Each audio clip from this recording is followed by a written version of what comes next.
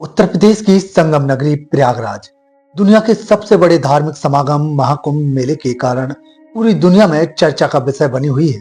जहां लाखों श्रद्धालु संगम पर पवित्र स्नान करने के लिए एकत्रित हो रहे हैं, जहां गंगा, यमुना और रहस्यमयी सरस्वती नदियां मिलती हैं, जहां उपस्थित आध्यात्मिक साधकों, तपस्वियों और संतों की भीड़ के मध्य एक व्यक्ति देश दुनिया के भक्तों और सोशल मीडिया दोनों के लिए एक आकर्षण का केंद्र बन गया है। एक आईआईटी स्नातक से साधु बने, जिन्हें अब आईआईटीएन बाबा के रूप में मान्यता मिल रही है और इसी नाम से लोग जानते हैं। एक इंटरव्यू में आईआईटीएन बाबा ने विज्ञान से अध्यात्म तक की अपनी यात्रा का खुलासा किया। जब साक्षात्कारकर्ता ने उनके बोलने के तरीके पर ध्यान दिया तो बाबा ने सहजता से अपनी शैक्षणिक पृष्ठभूमि का खुलासा किया, जिससे सभी लोग दंग रह गए। इंजीनियर बाबा अभय सिंह का दावा है कि उन्होंने आईआईटी बॉम्बे से एरोस्पेस इंजीनियरिंग में डिग्री हासिल की है। पढ़ाई के बाद उन्हें एक बड़ी कंपनी में लाखों के पैकेज पर नौकरी भी मिली, लेकिन उन्होंने सांसारिक मोह माया को त्याग कर अध्यात्म का मार्ग चुना। सोशल मीडिया पर चर्चाएं हैं कि बाबा ने प्रेम में मिले धोखे के कारण जीवन का मोह छोड़ दिया। कुछ लोग मानते हैं कि उन्होंने बेरोजगारी और अवसाद के कारण अध्यात्म का रास्ता अपनाया है। अभय सिंह ने खुद बताया है कि उन्होंने जीवन का अर्थ तलाशने के लिए यह अध्यात्म का मार्ग चुना है।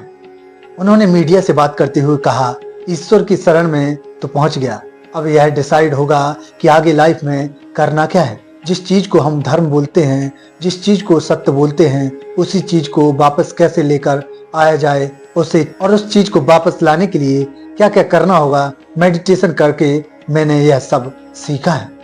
उन्होंने आगे कहा कि मैं जब भारत आया तो फिर मैं सदगुरु के आश्रम गया, फिर वहां 9 महीने वहीं पर सेवक की तरह रहा, फिर वहां क्रिया, ध्यान, योग और अपने आप को समर्पित करना यह सब सीखा। उन्होंने कहा कि वहां पर सब कुछ सीखने के बाद मैं बाहर आ गया। फिर 2021 के बाद सारा कुछ महादेव डायरेक्ट करने लगे।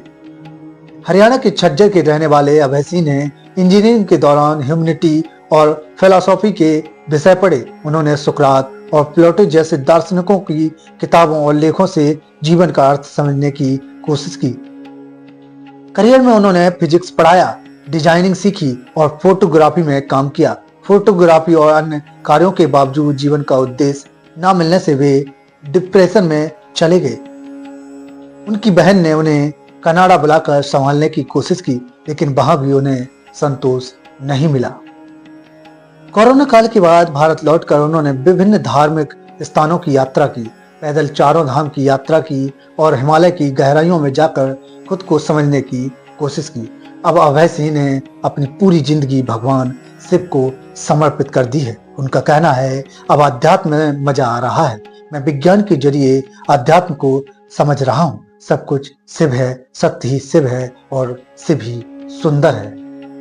सोशल मीडिया पर लोगों ने उनकी यात्रा की सराहना करते हुए कहा कि यह सांसारिक सफलता से परे आंतरिक संतुष्टि की खोज का एक प्रेरक उदाहरण है, जो वास्तविकता में युवा शक्ति को अध्यात्म के प्रति जागरूक कर रहा है।